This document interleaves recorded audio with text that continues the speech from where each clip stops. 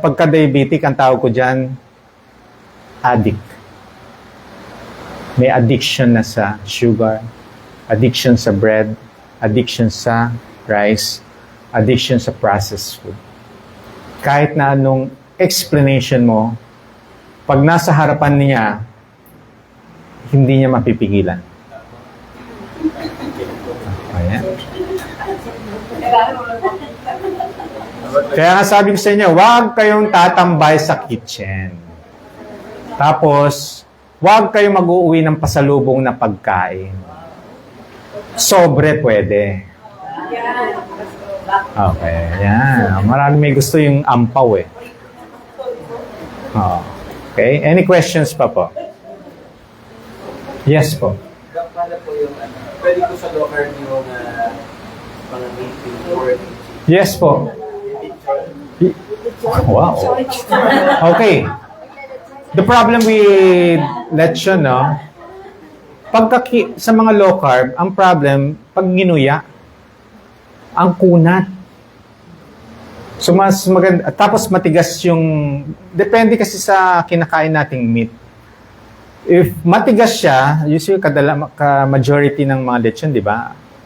Yung nguya, pag ginuya mo ang lechon, ang tigas, ang hirap nguyain, ang nangyayari, nilulunok na lang. Ang hirap eh.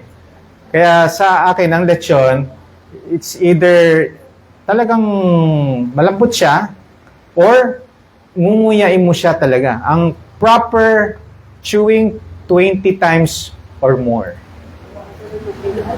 Hindi yung 5 nguya, lunok. Dok, paano na yung nakapustiso? Ano ang sagot doon? Ipapanguya sa iba? Ikaw naman. Huwag naman. Hindi. dapat pala question pa ako. Ito talaga yung question. Paano kung nga high cholesterol ka, tapos may hypertension, tapos nag-low carb, okay na po ba mag-continue pa rin na mga pork din? Yes po, basta wala yung bread, biscuit, pasta, noodles, rice. Although sugar, tatanggalin din natin sweetener. Mag-focus lang kayo sa real foods. Eat when hungry. Stop when full. Chew it properly 20 times or more before swallowing. Ang cholesterol bumababa the natural way. Paano? When you do fasting and when you do exercise. Pagka sa low carb, ang cholesterol sa akin, sa totoo lang, may mga normal ang cholesterol na i-stroke, na heart attack. Yan yung kadalasan ng babanggitin sa inyo. Kaya, naiintindihan ko yung ibang mga pasyente ko na naglo-low carb na takot sa cholesterol. Pero mas takot ako sa mataas na sugar. Cholesterol, kailangan natin cholesterol. Our hormones need cholesterol. Our brain needs cholesterol. Our cells, our mitochondria needs cholesterol. Pagka nag-take kasi tayo ng medication to lower the cholesterol, maraming side effect. Muscle pain, tinatanggal niya yung protection sa heart, yung CoQ enzyme. Kaya kadalasan yung mga cardio, nagbibigay ng CoQ enzyme na supplement. Kasi nagbibigay sila ng pampababa ng cholesterol. So, you need that CoQ kung meron kayong pampababa.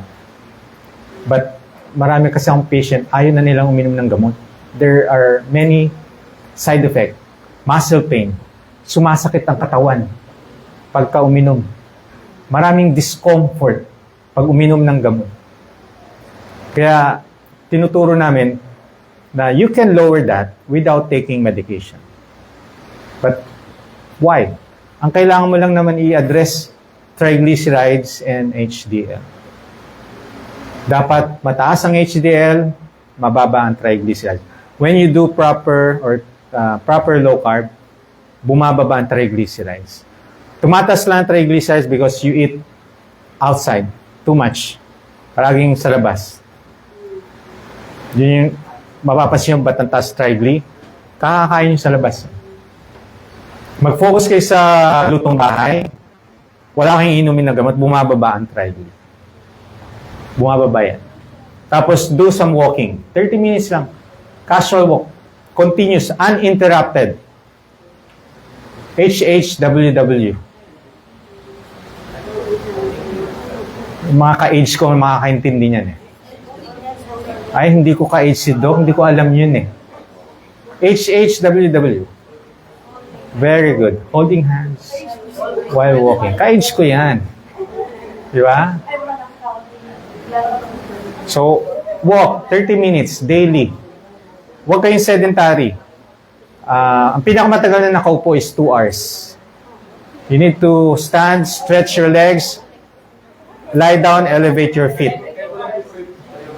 Do some stretching. So yung sa mga senior or elderly, you can do exercise din.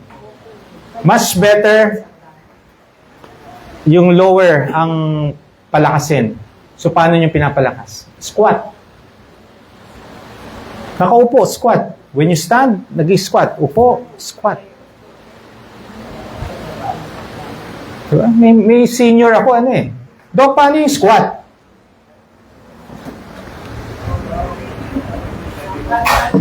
Nakaupo lang. Sabi ko, ganyan. Then stand. O, try nyo. Up. Down. Up. Down. Up. Yung nasa likod, hindi senior. Ano? Alam niyo, maka 10 kayo neto. Nararamdaman niyo sa legs. Mararamdaman niyo yan. Yung circulation ng blood sa lower niyo, mas maganda.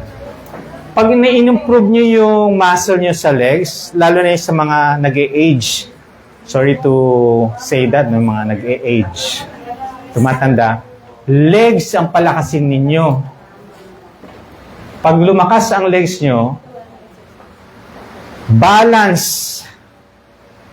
Hindi kayo natutumba. And if natumba, fracture wala. Kasi may muscle eh. Kaya kadalasan, natatakot yung mga elderly pag natumba, na-fracture. Palakasin yung legs nyo. Mas priority yan. Okay? Hiningal ako dun ah. Thank you, Brother. Any question pa? Yes, sir. Tatanong ka lang first local. Ano ba yung property way to start ng local? O talikang naman ang carbo o pwede pang paulan? Okay. Kung wala kayong health condition, totally cut. Ha? Pero kung may health condition kayo, like diabetes, ang unang-una yung tatanggalin, processed food and sugar. Tapos susunod ang bread, biscuit, pansit, pasta. Pwede kayo mag-rice, 1 to 2 cup per day. Per day. Not per meal. Per day. 2 cups per day. So, ikalat nyo na yon. Half cup sa umaga, 1 cup sa lunch, half cup sa dinner. Alam. Eh, hindi na cup ang tawag doon. Iba yon. Ganito yon. Yung cup na sinasabi ko, if nagtitinda kayo sa karinderya o nagtitinda, yung cup, diba? Nililiitan nila. Ganun lang yon. Okay? Mag-focus kayo sa ulam. Sa fish, sa egg, sa vegetable, sa pork, sa beef. Nako. Lagot na. Pag ginawa po ninyo yan, in 1 month, 2 months, mapapansin nyo, lumiliit. Lumiliit pa lang. Best version of yourself, it will take a year or 2. Best version. Meron pa eto. Pag may nagsabi sa inyo, bakit ang payat-payat mo na? Yan. Kailangan nyo na magbuhat. Pag may nagsabi na sa inyo yan, ang payat-payat mo na, may sakit ka ba? Kailangan nyo na magbuhat. Kung ano yung kaya nyo lang mabuhat, na nagagawa nyo yung ano. Okay? Hindi nyo kailangan bumili. Mineral water lang, 1 liter or 500 ml. Yung muna yung gamitin ninyo.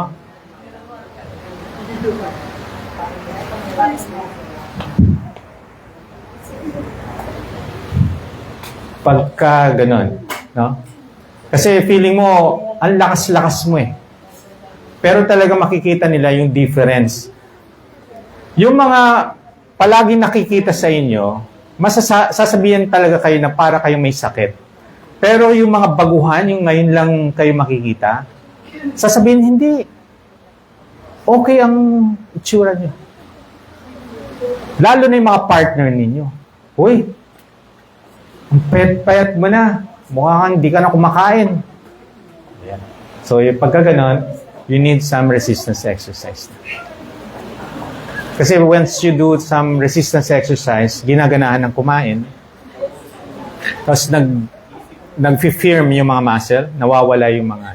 Imagine mo, ako 93 kilogram. So kung hindi ako nagbubuhat, nakalaylay lahat ng mga balat. Yes. Wala akong leeg. Dati, nakalimutan ko lang yung ano ko standy ko Nakalimutan ko. Yun, walang leeg. 2019, ako nag-start. 7? Clarification lang po. Kasi yung tinanong po ni Ian, yung halimbawa meron siyang, yung may sakit, yun yung dapat na low carb, di ba po? Yung wala sakit, yung sabi yung pwede. Yes. Actually, pareho pwede mag-strict. Depende nga sa kung gano'n nyo kabilis gustong mag-heal. Yung iba kasi hindi kaya. Pero kung, alam niyo yung goal kasi natin anong goal mo? Ma-heal. Maging healthy. So, tatanggalin mo talaga yung mga unhealthy, mga inflammatory foods ang tawag ko dyan. Talagang tatanggalin mo. Kaya, hindi mo kailangan, pagka may mga konti-konti pa yan, bumabalik ka ulit Nagkre-crave ka pa rin. May nahihirapan yung mga diabetic. Pero kung kaya nilang makat, much better, pag-hide. Pero kung kaya, marami naman akong patient na kaya nila. Okay? Much better talaga mag-strict low carb if you want to reverse or to lower your medication hanggang sa matanggal. Yes, kayang tanggalin po yun. At saka isa pang tip, pagka nag-lose kayo ng weight, huwag kayong bumili ng maraming damit. Kasi liliit pa kayo. From 2XL ako down to large. Nasayang yung mga binili ko kasi after 1 month, medium na Ngayon, extra small. Galing ako 2XL. Alam niyo na yung gano'ng kalaki yun. Pastor, anong size? 3XL.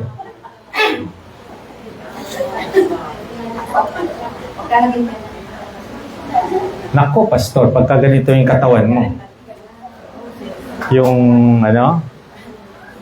maraming hindi nakakakilala sa'yo.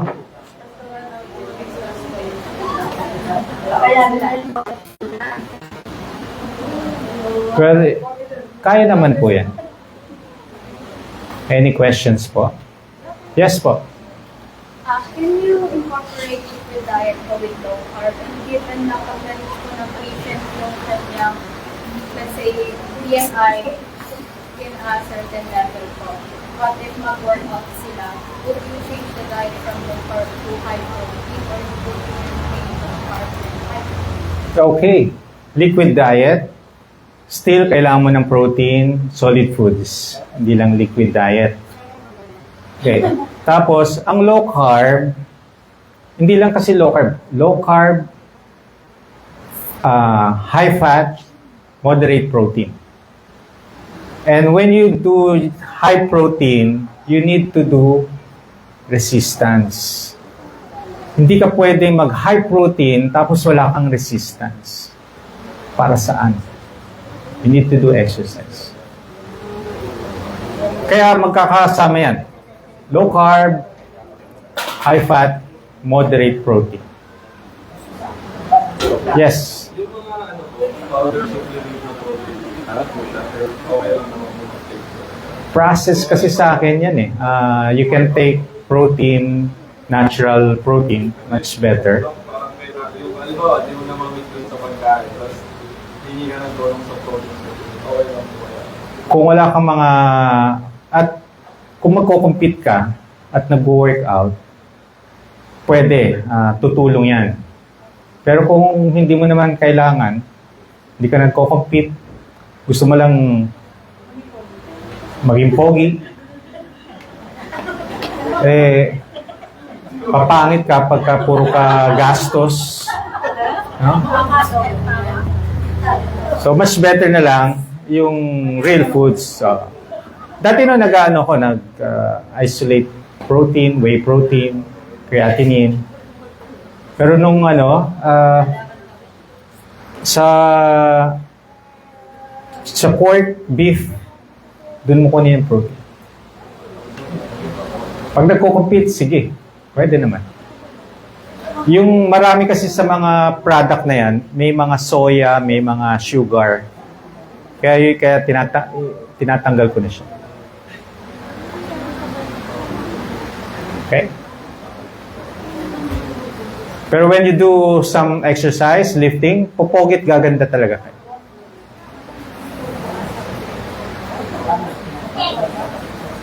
Tapos kumikinis pa ang skin. Kasi bakit? Yung mga inflammatory junk foods na kinokonsume nyo, pag hindi nyo na tinitake yan, mas gumaganda ang mas bumabata ang aura. Kaya kung palagi kayong milk tea, natawa. Tama na. Kung puro kayo sugar, cake, yan yung napapatanda sa inyo.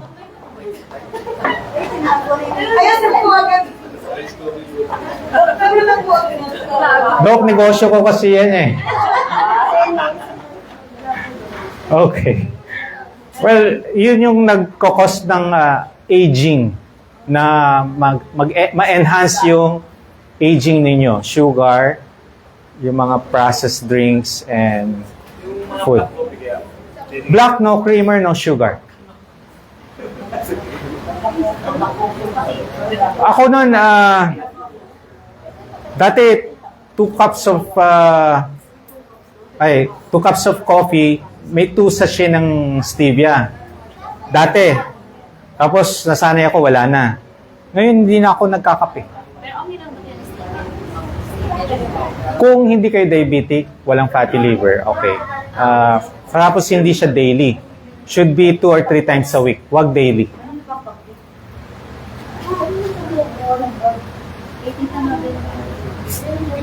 Kaya sa mga bata, simulan nyo na lahat ng junk foods. Iwasan. Mga pedya patient ko, hindi nagkakasakit. Ang sugar, ang number 1 na nagkokos ng pagbaba ng immune system. Binababa niya ang immune system, kaya pag may dumaan na may sakit, madali silang mahawa. Kaya usually, di ba, pag nagpa-check up kayo, anong advice ng pedya? Bawal ang mga matatamis. Bawal ang junk foods. Nagpapababa kasi ng immune system.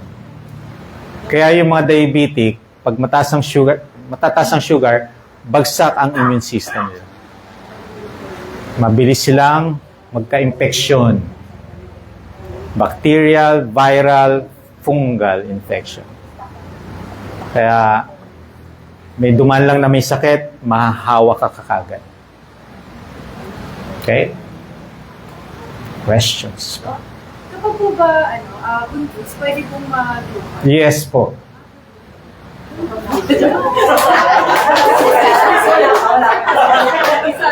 Yung fasting lang ang huwag mong gagawin, yung fasting. Pero low carb, yes. Ang low carb naman ang kinakain, real foods eh. Ang thinking kasi ng iba na walang nakakaalam sa low carb, puro karne. Low carb. Kaya sinabi low carb.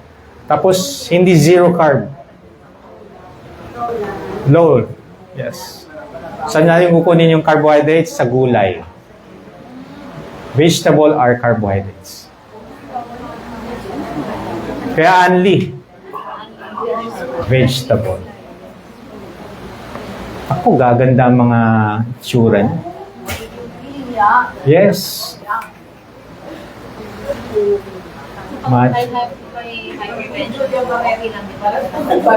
Yes po, mga hypertensive, naglo-low carb, gumanda ang BP. Pero hindi pa rin nawawala yung gamot. Tinatanggal po. Babawasan mo. Kung 4 ang maintenance nyo, syempre, unti-unti yan. Hindi pwedeng tanggal lahat. Hindi biglaan. Unti-unti yun. Depende sa monitoring ng blood pressure. May mga nagno-normal. Tapos pagka may activity na, may exercise, lalong bumababa ang BP. Kaya, ang matutuwa ako sa mga naglo-low carb, very hyper sila. Hindi sila antukin. May isa nga akong patient, Dok, napuyat ako. Bakit? Kaka-plancha daw. Dahil sobrang energetic daw niya, inabot siya ng 2 a.m. Hindi siya napapagod. Sabi ko, no. You need to rest. Akala mo lang yun. But when you lie down, makakatulog po kayo. Energetic eh. Hindi pa niya naiintindihan kasi na akala niya ubusin yung lakas niya eh. Ano yun? Parang baterya lang. Sasaidin mo yung energy. Hindi ganun yan. Listen to your body pa rin. Although may mararamdaman kayong mga discomfort, na-address siya. Hindi siya madali. Imagine mo yung favorite mong cake. Ice cream. Yan yung mga... Alam niyo yung nung panahon ko, ang ice cream kinakain lang pag may birthday. Sa bayan.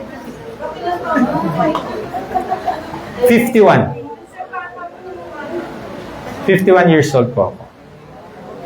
Yes. Wow, thank you. 30s daw.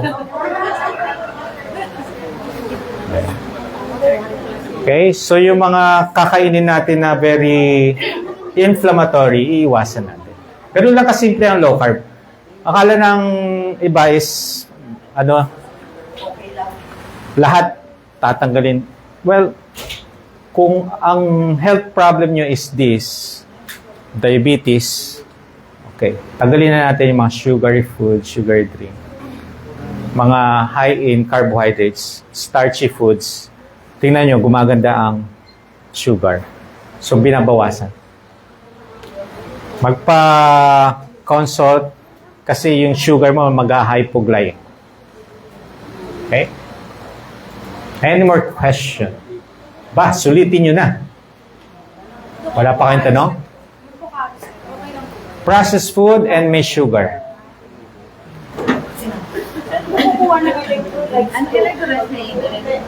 Okay, Himalayan salt, 1/4 teaspoon in 1 liter.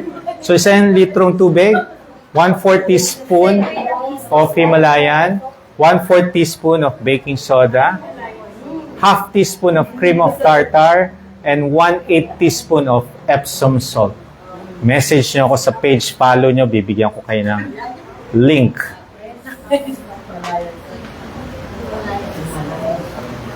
Yes po.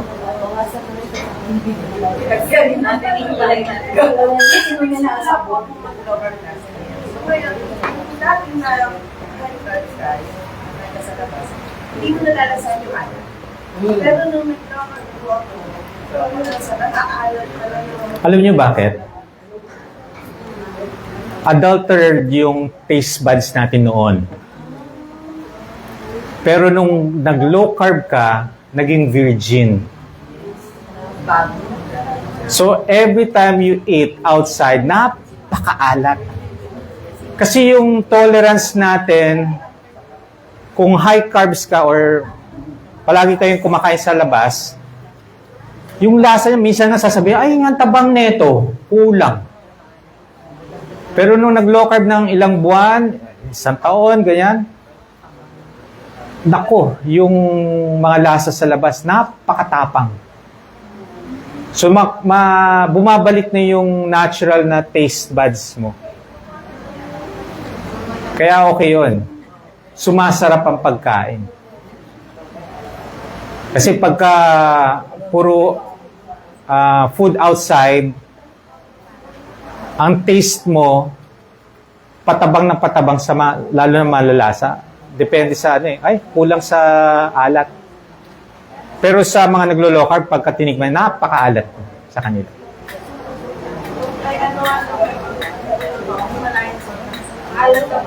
Oh.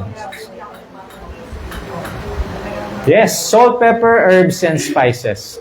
Marami po tayong spices. Chili powder, garlic powder, nutmeg, paprika. Spices, ang tawag dito? Yung basil, thyme, rosemary, mga herbs.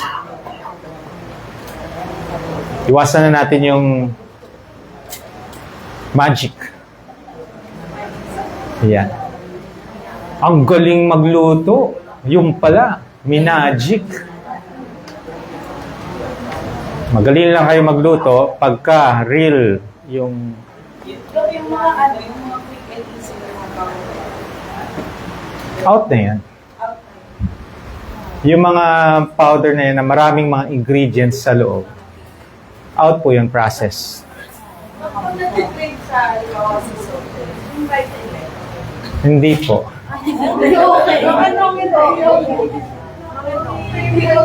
Hindi po. Processed at saka may sugar din siya. So if you have health condition, out na yan. Actually, hindi mo na sila hahanapin pagka hindi ka nag-i-stock sa bahay. Pagka nag-i-stock, ubusin muna daw. Marami akong ganyang pasyente. Do, kaka-grocery ko lang. Basta huwag kayo mag-i-stock. Pagka hindi kayo nag-stock, every time na makita nyo kasi yan, iinom or kakain kayo.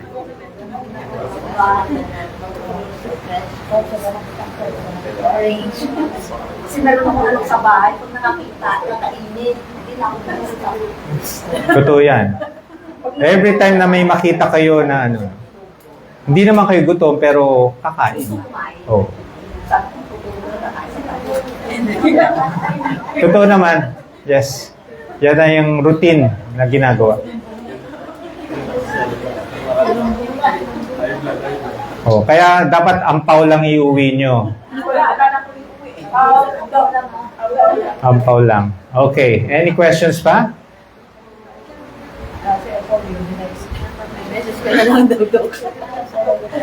Okay. So, yes po, Pastora. Paano po magiging sustainable? Kasi kadalasan po, nahihirapan talaga na no rice. For example, reversal yung kailangan.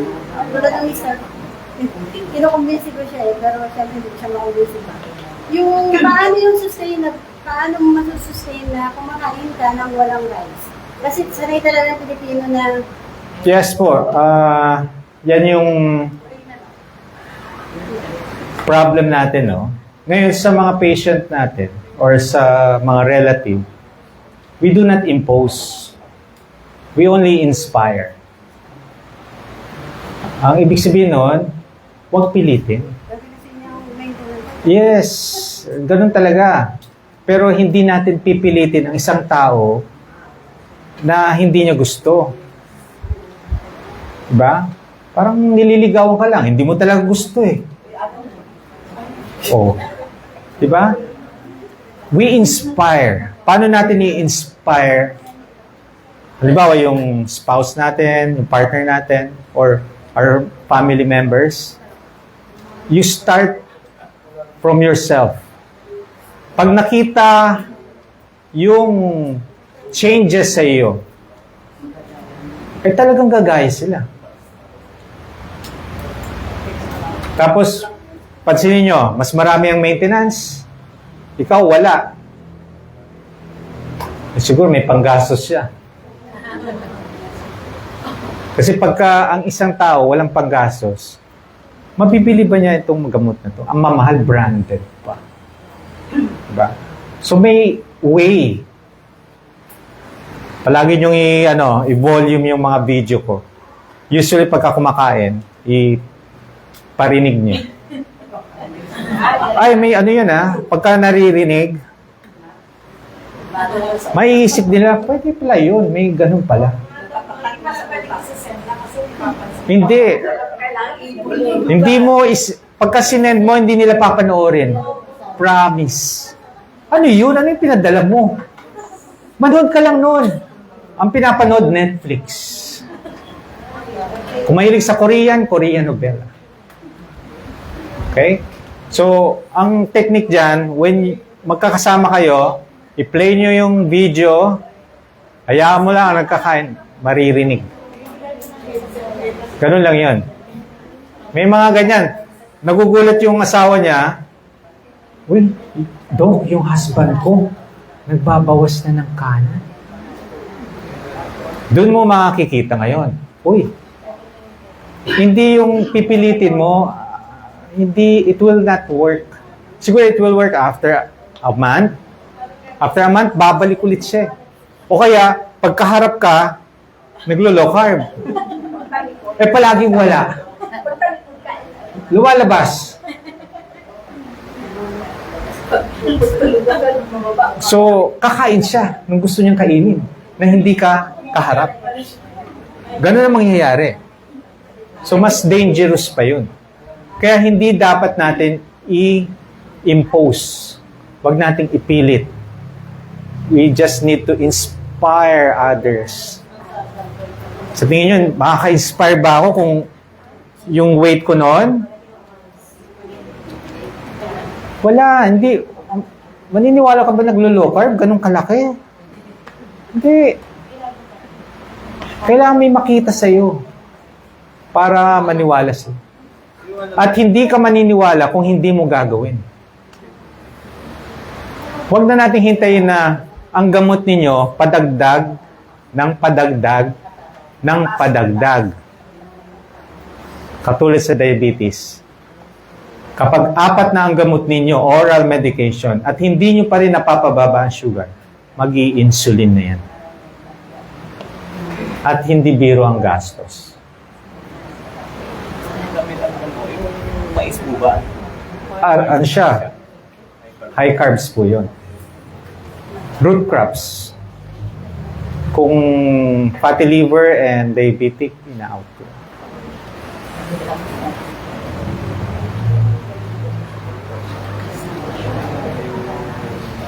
Food cream po.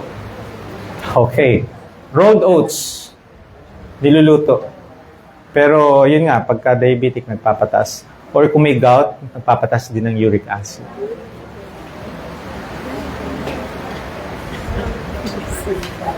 Meron, may choices. Itlog. Kayo. Magtorta kayo. O kaya, isda. Tokwa kasi, nasa potion, hindi palagi. Yes, twice a week. Marami namang food na real foods na makakain nyo sa pang-araw-araw. Nasanay lang kayo sa ano eh. Madalian.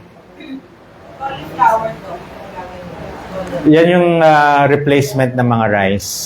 Cauli rice ang tawag. Vegetable, only. Unless may oxalate sensitive kayo. Kung oxalate sensitivity, tinatanggal natin ang gulay. Ilang itlog po per day? 3 to 5. Pero sa ibang mga physician, 1 a day. Pero sa low carb, 3 to 5. Nilaga lang po. Prito, sunny side up, kahit na anong day.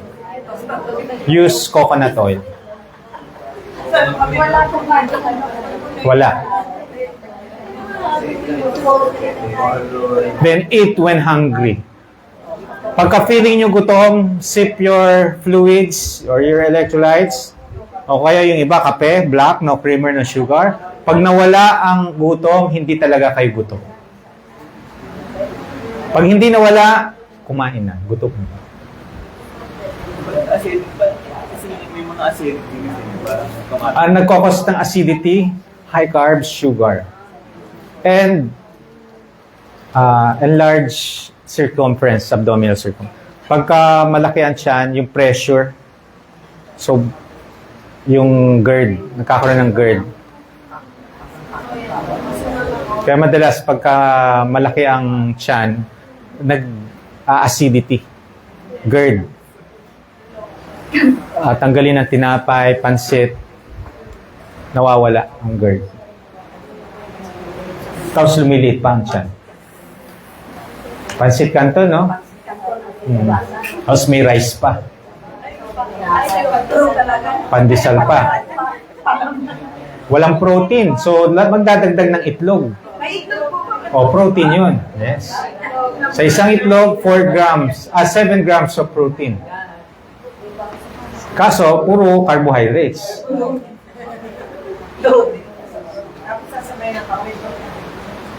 3 in 1 pa, no? Ayun. So, iwasan nyo yung mga may sugar processed food. Real foods lang tayo mag-focus. Ang tinapay, gawa ng tao. Kaya, ina-out ko yan. Processed na sa akin. Although, ang mga refined rice, processed din siya. Pero mas nginuya eh.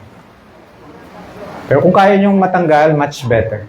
The best yan pagka wala. Kung diabetic, wet shirataki. Ang dry, nagpapatas pa rin ng sugar. Dok, yung, para sa lahat po yung tanong, kasi yung takot sa taba. Ganito po kasi, kung halimbawa pag-usapan yung disease reversal, tapos hindi na talaga magra-rise, ang kakain nila ay protein, tsaka gulay. Saka fats. Di ba po sa fats? Takot sila sa fats. Kaya lang mataba. Sino takot sa fats? Yes. Yes. Sa taba? Hindi kayo kumakain taba? Maraming taba. Masarap ang taba. Oo, hindi ko sila takot eh. Huwag marami, kung tiksa.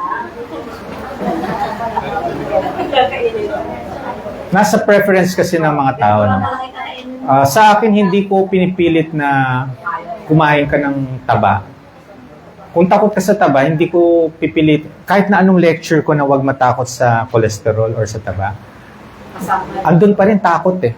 So imagine mo, kumakain ka ng lechon, liempo, pero deep inside, sa puso mo, sa isip mo, may stroke ka o ataking ka sa puso, eh wag mo nang ipilit. Okay lang yun.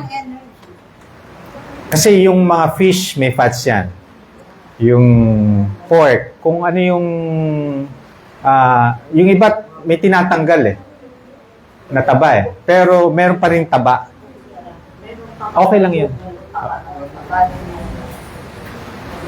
Para kampante, kumakain siya, alam niya ano. Eventually, pag nasanay ng tao na hindi matakot sa cholesterol, eventually, sa ngayon talaga, sa ano ko nga, sa isang ano namin, it will take 20 or 30 years, 3 dekada pa, bago yung iba mas na ano yung low carb.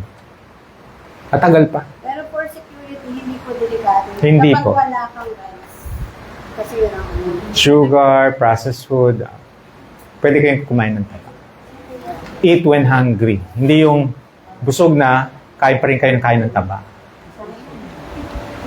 Kasi may mga ano eh, mga video kumakain ng taba. Ay, grabe. Pero sa totoo, hindi naman nila inuubos yun.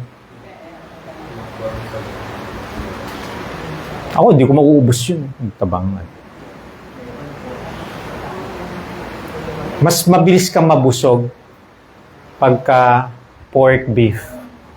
Kaya hindi yung sobrang daming ano, hindi mo siya mauubos talaga. Kasi mabilis kang mabusog. Pag nabusog ka, stop. At syempre, mag-exercise ka, i-burn mo yung mga kinakain. Okay?